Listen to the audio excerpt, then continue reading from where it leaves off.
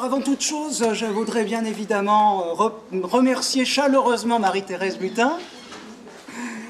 C'est la moindre des choses, pour m'avoir permis, 18 ans, même 19 ans après mon premier livre publié aux éditions Mutine, D'un hiver à un autre, d'aller jusqu'au bout de ce livre-là, jusqu'au bout de cet éloignement, jusqu'au bout d'un retour à l'écriture, qui a été précédé d'un assez long silence. Une question qui m'a été souvent posée, mais qu'est-ce que vous avez fait pendant tout ce temps ?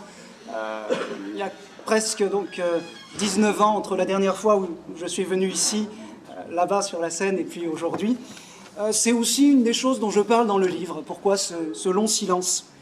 Alors pour moi, c'est une belle façon de boucler la boucle, de renouer avec des souvenirs, avec des gens que j'aime, que j'ai connus ici, et puis aussi d'aller de l'avant, de continuer ce voyage de l'écriture. Alors je vais vous présenter ce voyage au pays sans nom, cet éloignement, dont le fil conducteur est un séjour de 7 années en Guyane, puisque le nom de ce pays sans nom, c'est la Guyane. On trouvera également en filigrane une évocation des 5 années qui ont suivi, des années du retour, et puis aussi des années qui ont précédé, puis aussi plein de choses, parce que le récit éclate à un moment donné, à peu près au milieu du livre, le récit éclate. Je vais lire quelques extraits du livre, et puis ensuite je répondrai aux questions. Marie-Thérèse m'avait dit que j'étais attendu au tournant, qu'il y avait des questions. Voilà, j'en suis évidemment très content et un tout petit peu inquiet. Je propose de commencer par le commencement. Je vais vous lire le prologue au vent d'été, avec juste une petite anecdote en passant. Il se trouve que la deuxième image dont je parle dans ce prologue, c'était un poème qui figurait dans notre premier livre, D'un hiver à un autre. C'était un poème que Marie-Thérèse Butin avait trouvé très touchant. Je l'avais enlevé. Je ne sais absolument plus pourquoi j'avais tenu à l'enlever du livre. Je jure que ce n'était pas pour être contrariant, mais... tu l'étais quand même. Oui. Ça a changé, c'est mieux maintenant. En fait, j'étais assez pénible, il faut bien dire. C'est peut-être que je l'avais enlevé juste pour être pénible, mais je ne crois pas.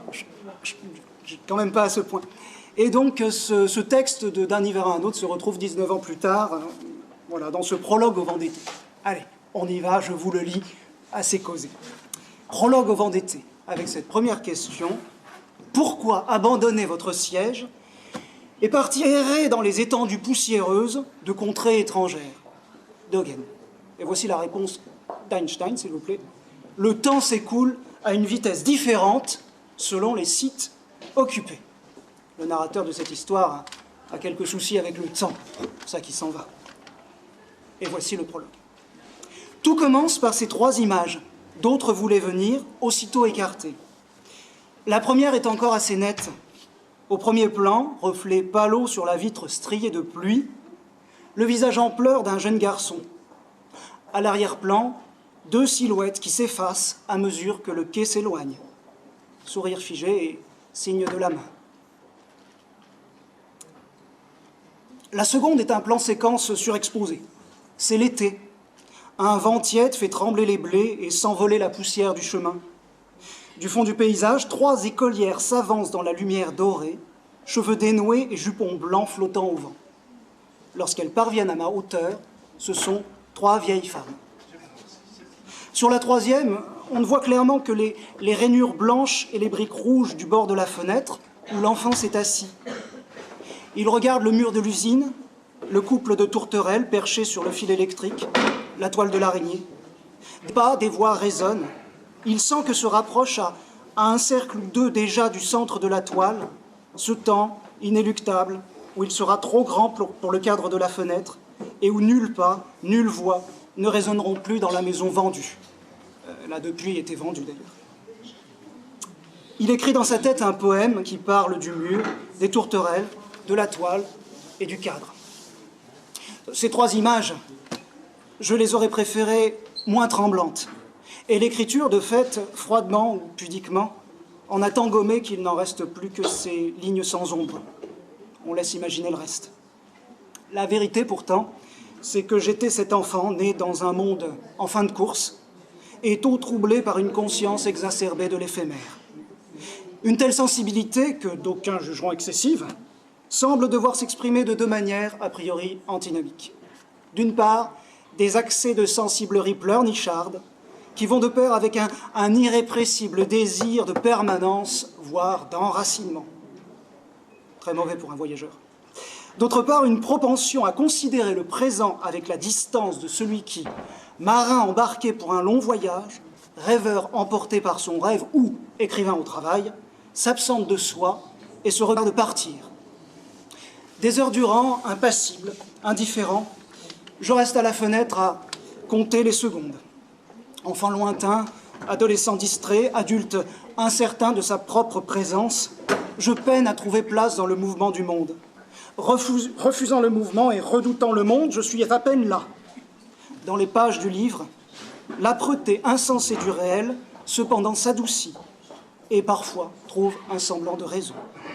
Je m'y promène alors en sûreté, je me rassure à bon compte, je m'installe dans la fuite. Ce n'est pourtant plus ce que je veux. Je ne veux pas que l'écriture rassure, mais réveille.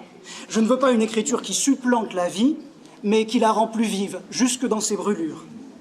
Je veux une écriture cruelle, qui dessille les paupières et relie au réel, ou bien, et c'est presque toujours mieux, pas un mot.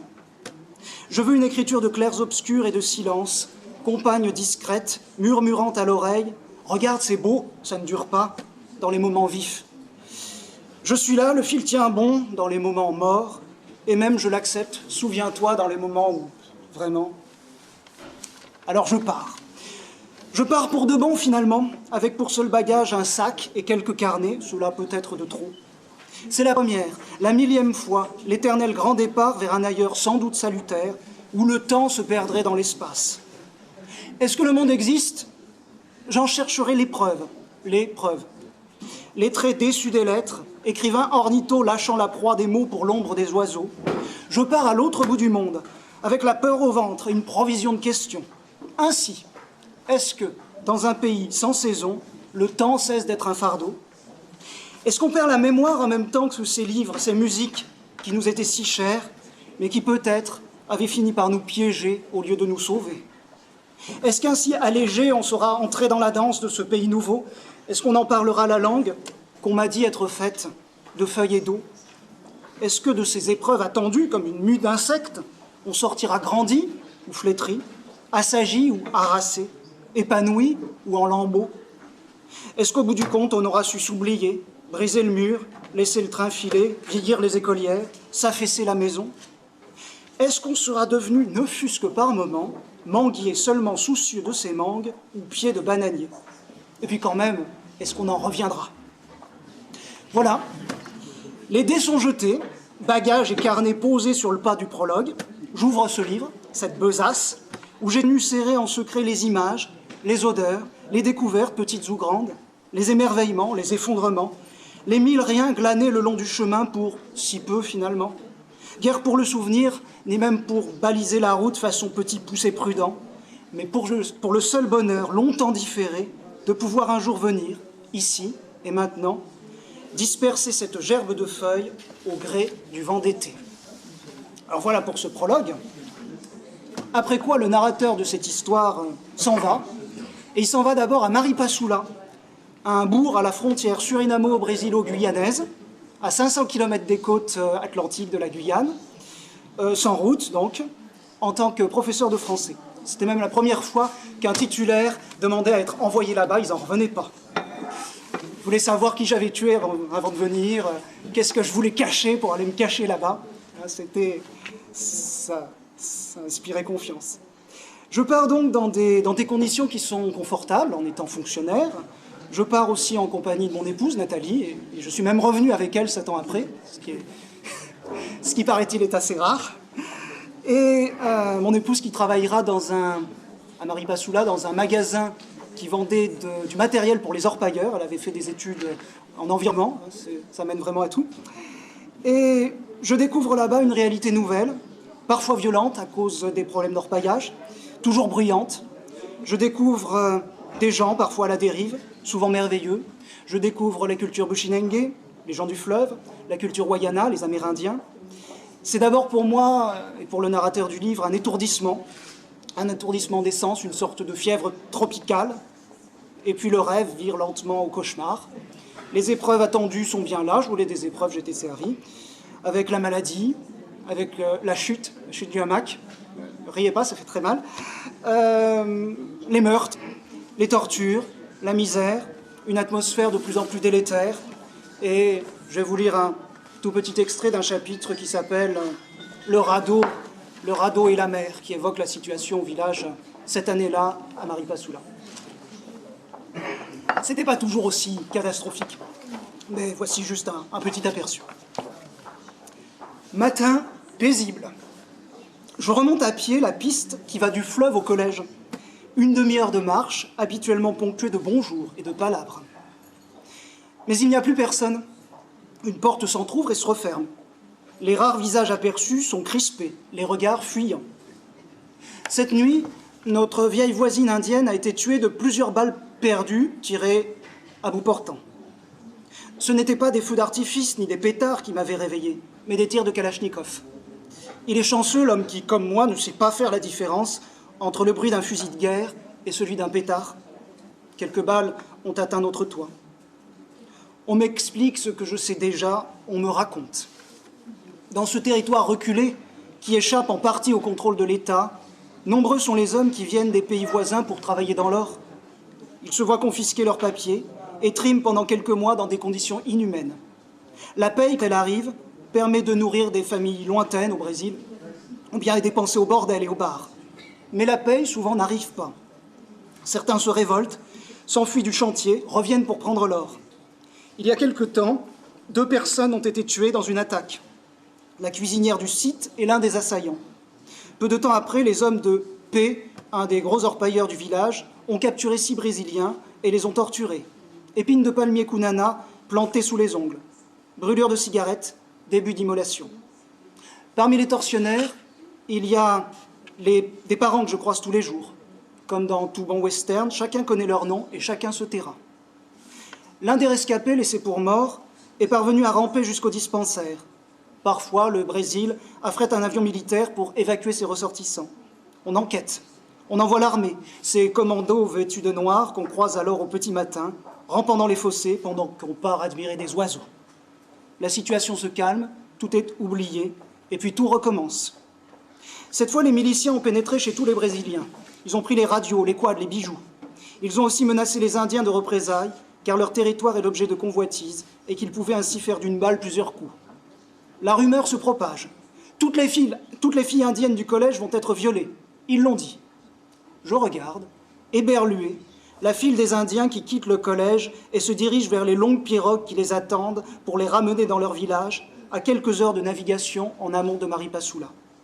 On parle fort, on s'agite, on s'affole.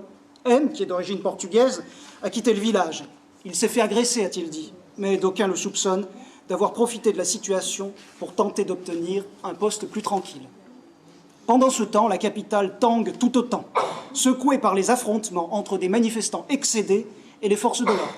On regarde sur la télévision des voisins les scènes d'émeutes.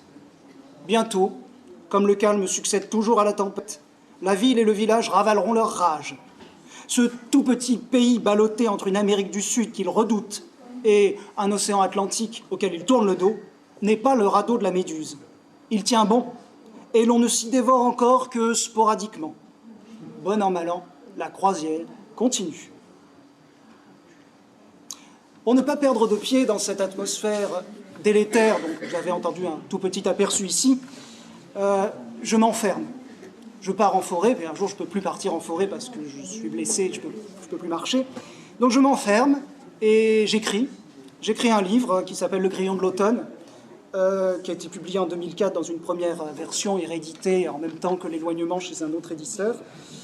Et à ce moment-là, l'écriture est une manière de tenir tête, de m'en sortir. Voici ce que ça donne, un petit extrait d'un chapitre qui s'appelle « Face au mur ». Chute sans filet. Cette fois, je me tiens debout, les pieds nus, posés sur la terre battue, le dos droit, en une posture vigoureuse. C'est jeudi, 8 heures, matinée de relâche. Je suis seul, j'ai enfoncé des boules de cire dans mes oreilles, parce que le village était très très bruyant. fermé la porte à clé, et je me tiens debout face au mur vert sur lequel je punaise les feuillets et gribouille à la craie. À première vue, cela ressemble encore à une fuite. J'ai rouvert les carnets de cette retraite automnale effectuée naguère dans un chalet savoyard. J'ai posé sur la table un brin de rhododendron séché et je parcours mentalement, les paupières mi-closes et les sens chavirés, les chemins d'autrefois. À suivre ces traces du passé, jamais, cependant, je n'ai été si proche de ce qui se trame dans l'expérience présente. Ces gestes d'abandon, ces fluctuations de la peur et de la confiance dans l'attention à soi et l'ouverture au monde. Face au mur, enfermé, le stylo à la main, je me remets en marche, je me redresse, je m'invective. Cherche, vieux singe, cherche, cherche sans chercher. Crève le tambour molle de la torpeur. Creuse le ventre dur des fournaises.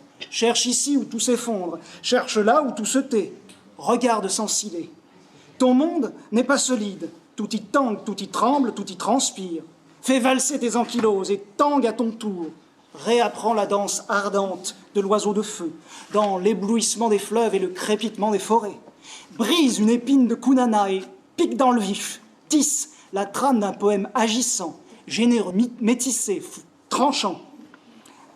Retends la corde d'un poème vibrant. Tire ici toutes tes flèches et lance l'invocation victorieuse qui dit ta disparition, que ta vie, l'or, ne soit plus qu'une chute sans filet dans l'amour, les couleurs et la beauté de ce monde. Voilà le genre de choses par lesquelles je me forçais à rester debout, à tenir debout, et ça marchait en fait plutôt bien puisque je me redresse et je continue. À l'invitation des gens de différents villages, je me rends dans des villages, et notamment en pays indien. C'est une partie du territoire où, en principe, on doit avoir une autorisation, pour laquelle on doit avoir une autorisation. Et c'est un moment qui résume un petit peu tout le livre. Arrivé là-bas en pays indien, chez les Wayanas, malgré le terrible suicide d'une jeune amérindienne de 16 ans qui se suicide le soir de notre arrivée, dans les circonstances que je raconte dans le livre, je dirais qu'à ce moment-là, je crois toucher du doigt la possibilité d'un monde habitable, d'une paix durable, de quelque chose que consciemment ou inconsciemment je cherchais, ce que j'appelle avec Bruce Chatwin une porte de sortie. Je me sens bien là-bas. On m'offre le médaillon qui est en couverture, ce médaillon Wayana qui est en couverture du livre. Et là, pendant un certain temps, tout semble apaisé, tout semble accueillant. On resterait bien là pour toujours. On se dit qu'on pourrait devenir indien, comme cet ouvrier métropolitain qui s'est installé à quelques encablures du village où j'étais, qui s'appelle André Cogna, qui est devenu indien, qui habite là-bas depuis maintenant plus de 50 ans. Et puis, ben non, ça ne se passe pas comme ça, parce que, encore un petit extrait, le séjour, fatalement, se referme et nous expulse, comme le corps halogène que nous sommes. Ce qui s'était déployé se replie, et l'on entend de nouveau toutes ces dissonances qui sans doute n'avaient jamais cessé. Elle, la jeune fille qui nous accueillait, qui nous logeait, elle qui joue les Circé avec une certaine rouerie et nous transformerait d'évidence en cochons si elle en avait la possibilité, nous retient auprès d'elle.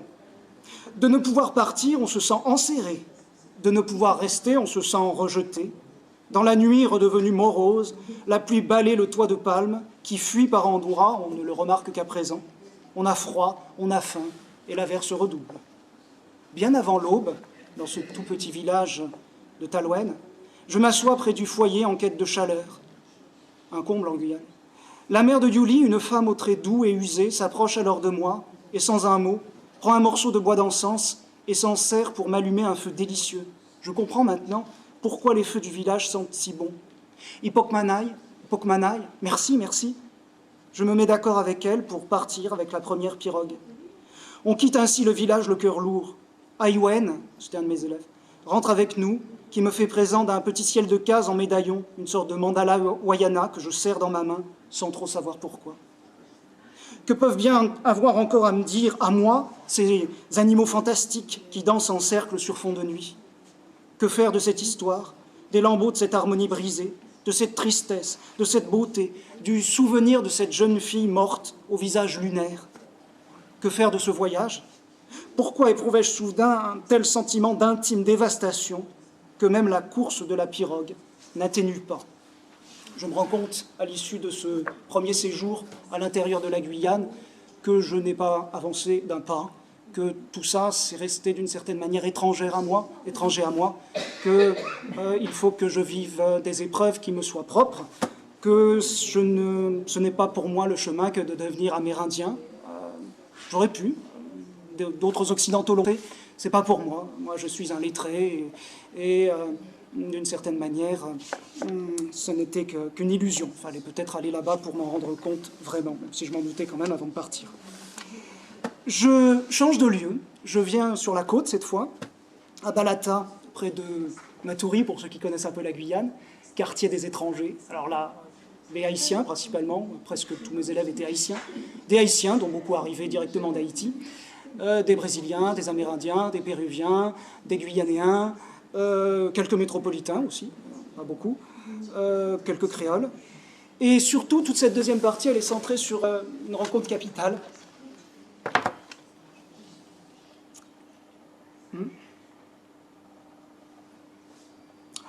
Oui, c'est très émouvant pour moi.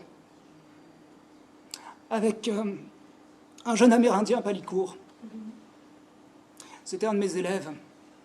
Et je ne pensais pas être aussi ému en reparlant de lui en public. Ça fait longtemps que je n'ai pas parlé de lui en public.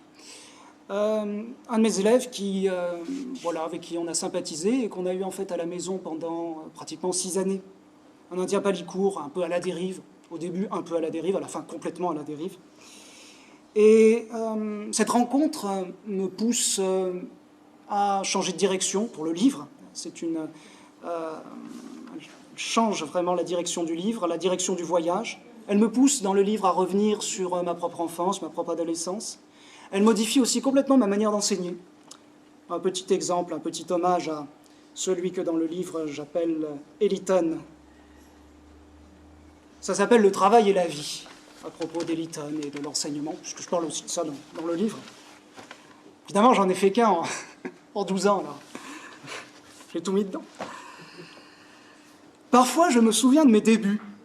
Non, je vais lire un petit peu après. Laissons les débuts de côté. Centrons sur la Guyane. Dorénavant, après cette rencontre avec Eliton, le travail et la vie ne seront plus séparés. En me permettant de l'épauler, Eliton me donne plus que je ne lui donne. Je sais maintenant d'instinct ses réactions, ce qu'il comprend, ce qu'il ne comprend pas, et s'il ne comprend pas, d'autres ne comprennent pas non plus. Et puis, le lien qui nous unit rejaillit sur chacun. L'objectivité professionnelle est une forme active d'ignorance, au sens où l'on ignore l'autre, qui protège, mais ne permet pas une vraie compréhension. Pour comprendre, pour connaître, pour transmettre, il faut la force de l'amour, quelque chose alors de vivant, parfois même d'électrique, commence à émerger entre le professeur et les élèves, soudain pris dans la même humanité. Il n'y a plus de mur. La classe est une clairière, un poème, un tableau. On s'y promène, on y scrute le monde, on prend des risques, on apprend la liberté à l'intérieur du cadre. Car l'école, quels que soient ses innombrables défauts, reste ce lieu où la liberté est possible. Les enfants, les adolescents qui s'y trouvent connaissent parfois l'insupportable. Gerson a été abandonné par sa mère et confié à une voisine qui ne s'occupe pas de lui. Sherline a toutes les raisons du monde de pousser ses colères qui, parfois, font trembler les vitres. Grégory, sous son allure de premier de la classe, cache sa situation de clandestin, qui vit sous 4 tôles, derrière la crique, et n'a rien à manger. Ils se racontent, ils font confiance. On les aide comme on peut, dans le cadre ou hors du cadre, selon les circonstances. Mais l'aide la plus précieuse, c'est cet espace à l'intérieur duquel ils peuvent parfois dépasser leurs soucis, prendre de la distance, grandir et s'agrandir, gagner leur liberté. Comme Michel Léris appelait taureau cette menace réelle qu'il voulait introduire dans la littérature, Eliton est le nom que je donne à cette irruption de la vie à l'intérieur du cours. Je le considère comme un de mes maîtres, un passeur involontaire, une sorte de démon au sens d'intermédiaire. Je lui rends chaque année, en public ou en silence, un discret hommage, qu'il soit ici tout à fait appuyé. Les difficultés s'accumulent. À mesure que Eliton grandit, part à la dérive, il était quand même un petit peu voleur, même plus qu'un petit peu menteur et plus qu'un petit peu, enfin, Vous savez, beaucoup d'entre vous savent très bien ce que c'est. Et au milieu du livre, tout s'arrête. Le récit s'arrête. Soudain, le silence. C'est le chapitre central qui s'intitule « L'éloignement ». Soudain, les convives se taisent, à cause de l'un d'eux qui a fondu en larmes. Soudain, la voiture dérape, un grand bruit et la radio continue seule. Soudain, ton regard se perd, vers quelle brume, quel ailleurs. Soudain, l'air n'arrive plus, la main cherche en vain le signal d'alarme. Soudain, les herses de ton visage tombent. La maison sombre dans la nuit sans lune, toute lampe éteinte. La voix se brise parce que le fou a compris qu'il soliloquait. Soudain, le silence. L'histoire s'arrête, c'est le cœur. Le cœur du récit est un chapitre aphone, fait d'ellipses, de non-dits, de souffles défaillants. Systole sans diastole, c'est le cœur. On tombe en ses douves, on s'enferme en son cachot, on se retire, on se rature. Par les meurtrières, on ne guette plus. À l'étal du réel, on se sectionne. Au bûcher du rien, on brûle ses os. Aux quatre vents du vide, on disperse ses cendres. L'oppression du temps revient plus belle, le sentiment que tout s'échappe. Ce chapitre central juxtapose des images de deuil, des cauchemars, évoque l'impossibilité d'écrire et même l'impossibilité de parler. Et à l'issue de cette descente aux enfers, parce que c'est quand même une descente aux enfers, je change de demeure. Je m'en vais. C'est la dernière partie du séjour et la dernière partie du livre. Juste ce tout petit extrait.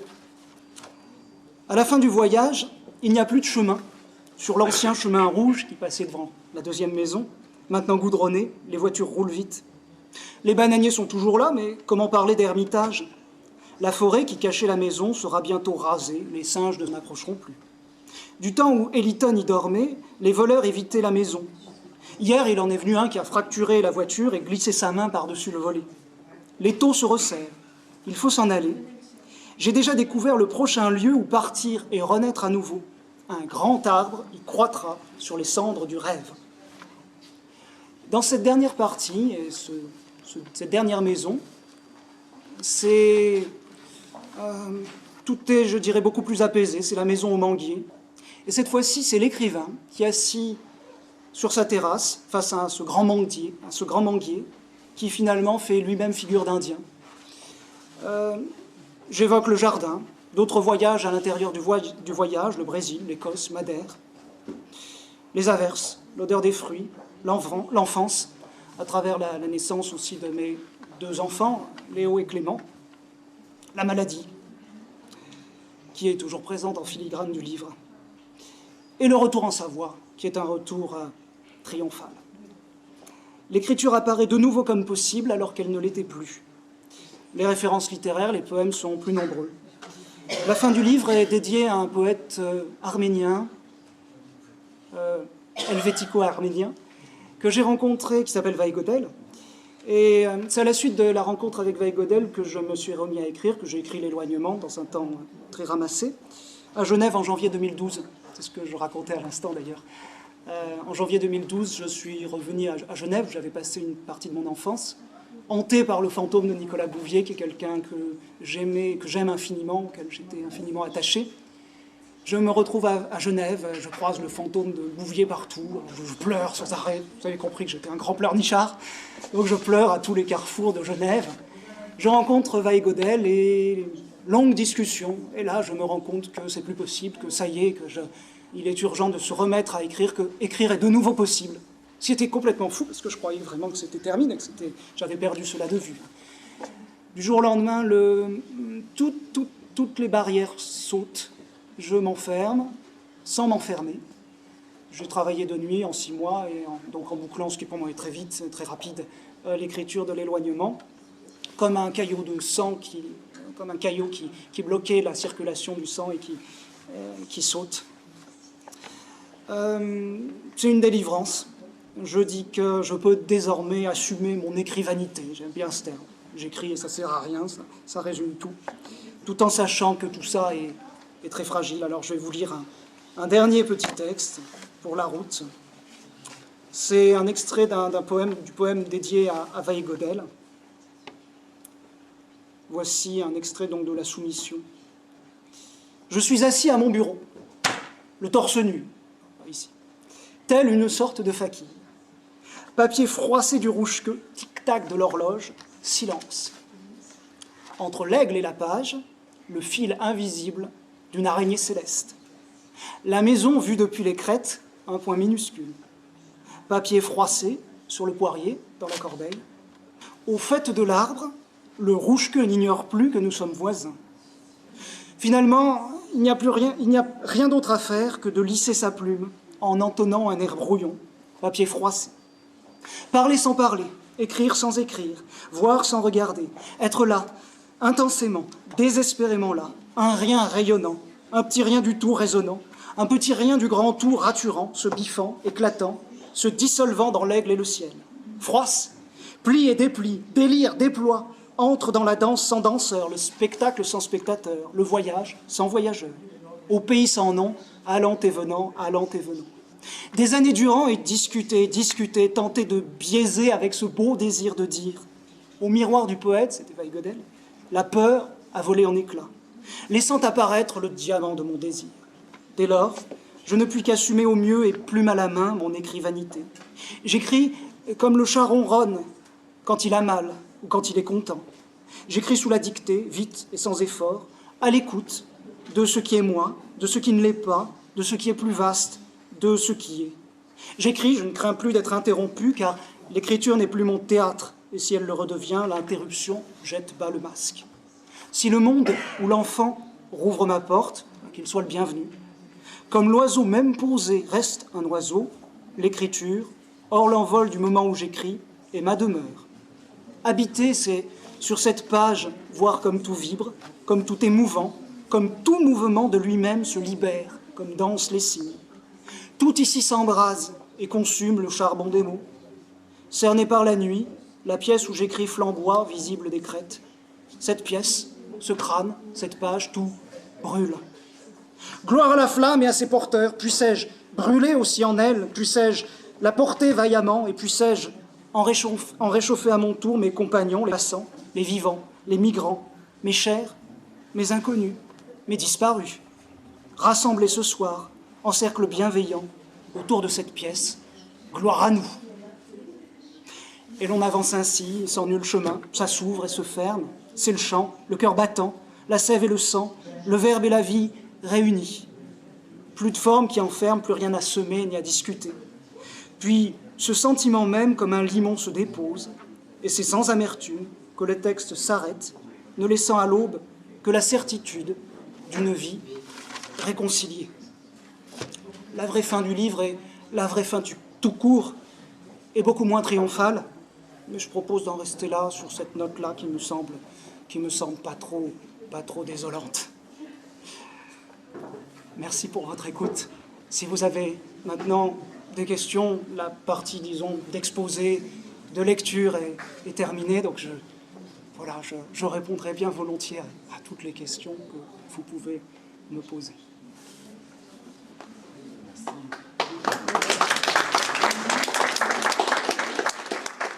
Je me suis posé la question aussi, comment vous avez fait pour supporter cette ambiance d'humidité, de vie assez précaire. Comment supporter? Déjà, exagérons pas, hein, il y a des milliers de personnes qui vivent des choses infiniment plus dures que tout ce que j'ai pu vivre. Hein. Bon, il y a des moments où le narrateur de l'histoire devient un petit peu cinglé quand même, surtout dans la première partie à Maripasoula. Mais le plus dur, ça n'a pas été l'humidité, la chaleur, ni même d'être confronté à la misère, à la violence. Le plus dur, c'était des expériences plus intimes, en fait. Et il n'y a pas besoin d'aller à 8000 km pour être confronté à la maladie, à la disparition de nos proches. Et en fait, c'était beaucoup plus violent que la chaleur et que l'humidité. Après, je le dis un petit peu dans le livre, clairement, ce qui m'a permis de tenir tête, c'est quand même c'est l'écriture, c'est le fait de me redresser, et puis de continuer à travailler, à écrire. Alors, ce qui est intéressant dans votre ouvrage, c'est que vous parvenez en fait à échapper à un écueil assez fréquent dans ce genre de témoignage, c'est l'écueil du pittoresque. Est-ce que ça a été pour vous une ligne de conduite dès le départ? C'est vrai que c'est un danger dans ce genre d'ouvrage. Un des grands problèmes que j'ai eu pour écrire ce livre, une des raisons pour lesquelles j'ai mis si longtemps à l'écrire, parce que malgré tout l'écriture s'est étalée sur 12 ans, c'est que dès que j'essayais d'écrire là-dessus, ça devenait immédiatement pittoresque. Comment faire pour rendre compte de la vérité de l'expérience? Quand j'écrivais des messages, des lettres de là-bas, mais tout le monde me disait « Mais quelle horreur! C'est affreux! Comment tu fais ?» Mais au quotidien, moi je voyais des gens, oui, il y avait des choses horribles, mais au quotidien, même dans des situations horribles, je voyais des gens qui riaient, des enfants qui riaient, et des moments où tout était en fait très heureux. Dès qu'on écrit, ça concentre les choses, et on a l'impression que c'est catastrophique, et tout devient pittoresque. Alors j'aurais pu raconter plein de choses beaucoup plus pittoresques. J'aurais pu raconter comment je me suis retrouvé braqué dans un supermarché à Belém avec des gens, avec la police militaire qui tire et des gens qui sont tués. J'aurais pu raconter, j'aurais pu faire d'une certaine manière un livre qui aurait eu plus de chance. Bref, passons. J'aurais pu faire un livre très pittoresque, j'avais de quoi faire aussi... mais ça ne m'intéressait pas. Moi, ce qui m'intéressait, c'était de dire la vérité de mon expérience, et c'était de refaire intimement ce voyage, ce que me permet l'écriture. Donc oui, la ligne de conduite, c'était refuser le pittoresque. Donc c'est pour ça qu'il fallait serrer l'écriture et mettre de côté beaucoup de choses. J'ai enlevé à peu près un tiers du livre en cours du temps. En choisissant comme figure tutélaire deux grands voyageurs intérieurs que sont Bouvier et Michaud, par exemple. Oui, oui. Se placer sous la protection de Michaud, que j'ai relu d'ailleurs après avoir écrit L'éloignement, et de Nicolas Bouvier, c'était une manière de se protéger. J'avais envisagé de ne pas du tout nommer la Guyane, donc tout le premier chapitre ne nomme pas la Guyane. Puis je me suis rendu compte que c'était pas possible de continuer comme cela, que c'était une insulte faite au pays, que je voulais rendre hommage à la Guyane. J'ai aimé la Guyane, même si voilà, c'est un pays qui est dur et qui peut être violent. J'ai aimé la Guyane, je voulais rendre hommage à la Guyane et à ses habitants. Donc je ne pouvais pas ne pas la nommer, mais je ne voulais pas que ce soit quelque chose d'exotique.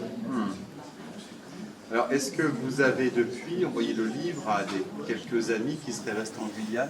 Oui. Oui, tout à fait. Oui. J'ai eu de bons échos, de bons retours.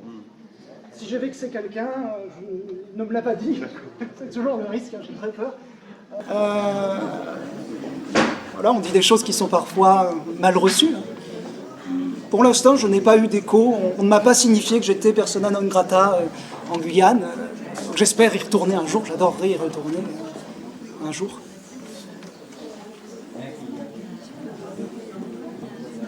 Et alors la question terrible, le prochain?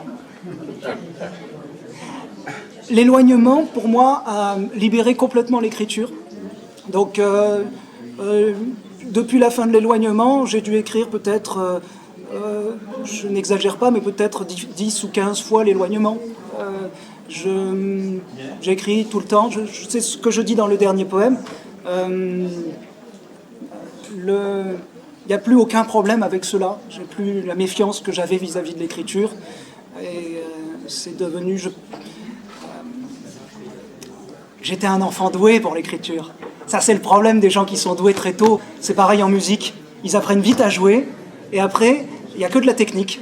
Il n'y a plus d'âme. Alors quand on s'en rend compte, quand ils s'en rendent compte, il vaut mieux arrêter, qu'il y ait un moment de silence. Et après, on peut revenir à la musique ou à l'écriture en maîtrisant son instrument. Il y a la technique, et puis on joue vraiment. J'ai l'impression maintenant, c'est peut-être très très prétentieux de ma part, peut-être que je me trompe complètement, et peut-être que je me rends compte qu'à nouveau je fais fausse route.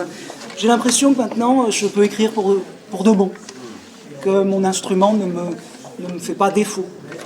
Voilà. Après, alors, bon, il y a plein de projets, il y a plein de livres en cours. Voilà, c'est à suivre, hein, il y aura d'autres choses. Internet permet aussi cela, c'est vrai que le fait d'avoir maintenant un site, ça permet de maintenir une part de l'activité publique.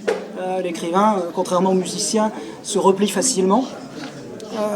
On peut travailler beaucoup sans donner signe du tout de ce travail. Le fait d'avoir maintenant ce site permet de laisser la porte entrouverte et donc de maintenir une petite part publique, de dire oui, je ne me tais plus, je travaille. Hein.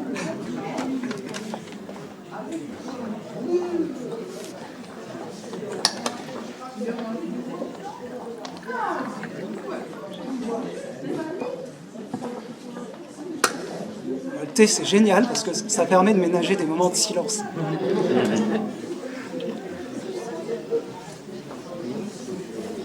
N'hésitez pas vraiment si vous avez des questions sur quoi que ce soit, de la Guyane. La lecture, Oui. c'est aussi un bon moyen de voyager, de s'éloigner. Et alors, puis manifestement, vous avez beaucoup lu, notamment beaucoup de poètes. Et bon, quel est le besoin d'écrire quand on a un tel voyage dans la littérature, je dirais? C'est une bonne question, très bonne question. J'aurais pu me contenter de lire, pourquoi écrire?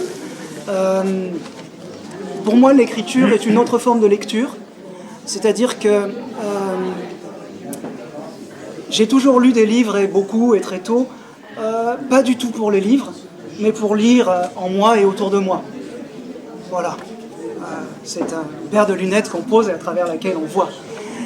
L'écriture, pour moi, c'était encore mieux parce que quand j'écris, je peux lire directement autour de moi et en moi.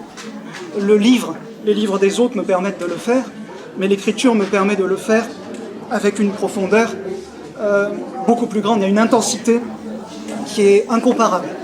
Ce que j'ai vécu par exemple pendant la période d'écriture de l'éloignement, ça a été une véritable plongée à la fois dans l'expérience des 7 années de Guyane. J'ai eu l'impression de les revivre, de faire un deuxième voyage. Ça coûte beaucoup moins cher que les billets d'avion d'ailleurs. C'est pour ça que ça c'est un très bon argument pour écrire. Ça me permet de voyager, mais vraiment, pendant 6 mois, je ne rêvais que de la Guyane et j'ai revécu toutes ces étapes avec une intensité extraordinaire. Louise Labbé disait déjà ça au XVIe siècle, en écrivant, Rousseau aussi disait ça plus tard, en écrivant, je suis comme j'étais à ce moment-là. C'est vraiment une machine à remonter dans le temps. C'est une machine à remonter dans le temps. Une machine à parler à ceux qui sont plus là aussi. Honnêtement, la lecture ne me permet pas de faire cela avec cette intensité-là. L'écriture me permet de convoquer mes disparus à moi, mes images à moi. Même si je m'approprie joyeusement celle des autres, là je fais ma propre musique. J'aime beaucoup ce poème de Nicolas Bouvier où il dit sur les bornes de la rizière, il est écrit que la vie est fumée. À Dessay, je ne sais plus la suite, sur les bornes de la rizière, il est écrit que la vie est fumée. J'en ferai ma fumée à moi. J'en ferai ma fumée à moi. C'est une manière de faire de tout ce qu'on vit, qui est évanescent et qui s'en va, quelque chose de tangible. Donc, je pense vraiment que l'écriture me permet d'aller beaucoup plus loin que la lecture, même si l'écriture se nourrit de la lecture, comme elle se nourrit des rencontres, comme elle se nourrit de tout ce qui se passe autour. Voilà. Quel âge avez-vous? J'ai 40 ans.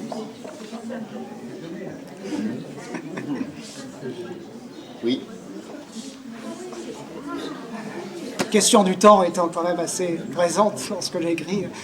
Hein, mais ça, c'est pas la crise de la quarantaine. Hein, déjà, 14 ans, 12 ans, ouais, 10 ans. Voilà. C'est une conscience assez vive de cela.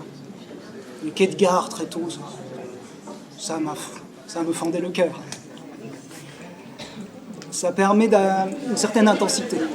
Je pense que ce rapport au temps un petit peu tendu permet une certaine intensité. Je pense que je suis venu à l'écriture, à la littérature, pour cela. C'est juste pour ça. Un jour, je me suis rendu compte que, oh, mon Dieu, nous ne sommes pas immortels. Et alors, donc, l'écriture fictionnelle, parce que moi, je suis vraiment dans la fiction, hein, c'est quelque chose qui... Parce que je parlais tout à l'heure, effectivement, de la peur que vous aviez d'écrire quelque chose que vous connaissiez à l'avance. Alors qu'on peut très bien se lancer dans une fiction sans connaître des choses à l'avance. C'est quelque chose qui vous fait peur? La fiction? Oui. Alors, d'un hiver à un autre, il y a toute la partie centrale qui était un texte de fiction, une sorte de petit roman. Pour être tout à fait honnête, s'il y en a parmi vous qui ont lu ce passage, c'est pas très réussi quand même. Hein. Je crois que pour moi, je ne suis pas à l'aise avec la fiction. D'accord, donc c'est l'écriture poético-autobiographique. Oui, oui. Je n'ai rien contre la fiction. Je parle d'ailleurs de fiction vive à propos de ce que je fais à un moment. Je n'ai rien contre la fiction. Mais le moins il y a de filtres, le mieux c'est pour moi. D'accord. Je cherche à ce qu'il y ait toujours un va-et-vient entre le moment de l'écriture et tout ce que je peux convoquer comme souvenir ou comme chose vue. J'écris très souvent à la fenêtre, j'écris dans des trains, j'écris tout le temps, hein, mais j'écris dans ma voiture, ça c'est une pratique à part entière. J'utilise un dictaphone, hein, ça évite les accidents. J'aime beaucoup écrire à partir des situations que je traverse. Et donc, je ressens la fiction comme un filtre qui me gênerait plus qu'autre chose. Peut-être qu'un jour, je serai amené à écrire de la fiction, c'est possible. Sachant en même temps que le langage est une fiction. Donc, voilà. Voilà. Le langage est déjà tellement quelque chose qui est susceptible de faire écran que je préfère ne pas en rajouter. Cela dit, l'éloignement a une bonne part de fiction. Eliton, ce n'est pas le prénom par lequel je l'appelais. Ça, c'était le prénom qu'utilisaient ses copains brésiliens. Donc il y a à partir du moment où on fait un collage à partir d'éléments même vécus, hein, je n'ai rien inventé dans le livre, c'est déjà un travail de montage et c'est déjà un travail de fiction.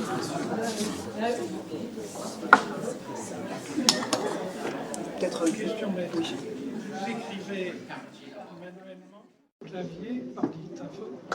C'est pas du tout une question bête, ça, la manière d'écrire, c'est très important. Dans un premier temps, moi, il y a plusieurs moments dans l'écriture. Dans un premier temps, moi, j'étais vraiment un adepte du stylo, plume, j'en parle d'ailleurs dans le livre. J'écris beaucoup sur des carnets, donc j'ai tout le temps un carnet. Mais très tôt, je me suis mis aussi à la machine à écrire, et puis ensuite à l'ordinateur, ce qui permet de créer une distance. Donc d'abord j'écris dans des carnets, ensuite je saisis ça sur l'ordinateur, mais maintenant j'écris, et pour l'éloignement j'ai écrit au dictaphone. Par exemple, il y a des poèmes que j'ai écrits en marchant avec un dictaphone, dans la forêt, quand je suis dans ma voiture au dictaphone. J'écris aussi maintenant directement à l'ordinateur, c'est-à-dire d'une certaine manière tous les moyens sont bons. C'est pas tout à fait la même sorte d'écriture, il y a des rythmes différents, et ça dépend beaucoup du lieu où je suis. Voilà. Mais j'écris maintenant de toutes les manières possibles. Rousseau regrettait infiniment de ne pas avoir tenu des journaux de voyage à des voyages de sa jeunesse. Et je me dis que si Rousseau avait eu un dictaphone ou un carnet de bord, nous aurions eu l'usage du monde avec quelques siècles d'avance. Ça aurait été intéressant. Je partage ce regret qu'il exprime dans les Confessions. Ça permet une écriture sur le vif, l'écriture du carnet. Et l'écriture est déjà tellement facilement rétrospective, on peut revenir dessus, on peut écrire sur le vif, écrire à l'oral aussi, avec le dictaphone en temps limité. Ça me donne une certaine intensité, comparable pour moi à l'exécution d'un morceau de musique en public. Et la musique ne permet pas de... Si je me plante au milieu d'un morceau de musique, je ne peux pas revenir en arrière. Si je me plante dans l'écriture d'un texte, aucun problème, je peux revenir en arrière. Donc j'aime bien ce côté imposé par le temps d'une écriture au dictaphone, d'une écriture directe. Eh bien, un grand merci. Merci. S'il vous arrive de retravailler un passage, c'est un problème de rythme, un problème de matériaux, si on a 6000 sculpteurs, qu'est-ce qui vous dit ça Quand je retravaille un passage, alors là, il y a plusieurs raisons. Il y a dans le livre, dans ce que je fais, quelques passages très peu retravaillés. Ça correspond souvent à des poèmes, parce que le poème, d'une certaine manière, il m'est donné. Je le prends, il est là, et les poèmes sont, sauf exception, peu retravaillés. Par contre, alors, les textes en prose sont l'objet d'un travail considérable. Je sais qu'il y a des passages entiers pour lesquels il y a 20, 30, 50 versions. Et je retravaille pour plusieurs raisons.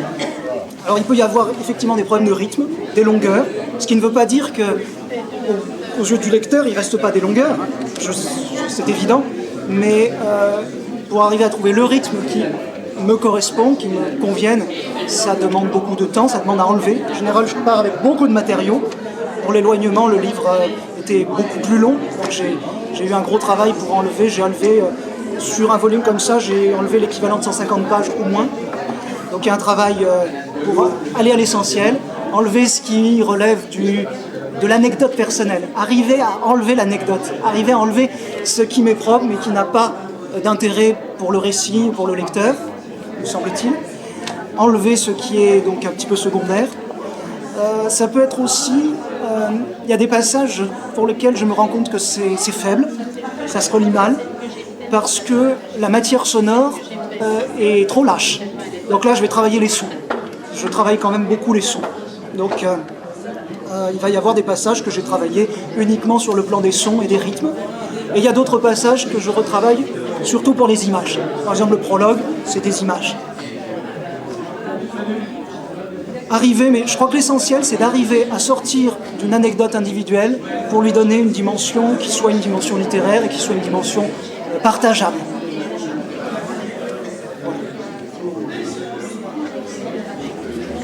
Et à partir de quand vous dites ça y est, À partir du moment où il est édité. Alors il y a quand même un moment, le moment où je l'envoie chez l'éditeur, là j'estime que c'est bon, j'ai atteint un cap. Il y a quand même la partie de relecture, mais à partir du moment où je le relis et où je m'en rends compte que c'est un gros boulot de relire, que je l'ai relu entièrement et que j'ai changé 3 virgules, je me dis que ça commence peut-être à convenir, soit j'étais vraiment complètement distrait au moment de la relecture, soit ça commence à me correspondre. Ce qui ne veut pas dire que ce soit parfait, que voilà, on peut évidemment trouver à redire, mais ça correspond à ce que je peux faire. Je ne pouvais pas faire autrement, je ne pouvais pas faire autre chose, ou alors c'est un autre livre, dans ce cas j'écris un autre livre. Oui. Et après, voilà, il est édité, c'est plus moi, c'est plus à moi, ça m'appartient plus, j'ai plus de rapport avec ce livre. Je m'en suis débarrassé. Il vit sa vie tout seul, et débrouille-toi mon grand, bye bye. Voilà. Bien, écoutez, si vous n'avez pas d'autres questions, je propose qu'on en reste là. Si jamais vous avez des questions plus personnelles, voilà, vous êtes les bienvenus.